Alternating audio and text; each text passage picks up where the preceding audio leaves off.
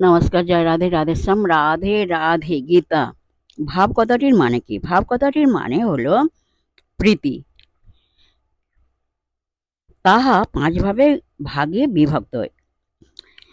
কি কি? এক নম্বর হলো শান্ত, দু নম্বর দাস্য, তিন নম্বর বাৎসল্য, চার নম্বর সখ্য, পাঁচ নম্বর হলো মধু। শান্ত, ভগবানকে নিজের আত্মারূপে ভাবনা করা, যেমন সন্ন্যাসীরা করেন।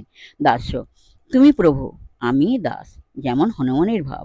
বাৎসল্য, সন্তান ভাব, যেমন কৃষ্ণের প্রতি নন্দ যশোদার।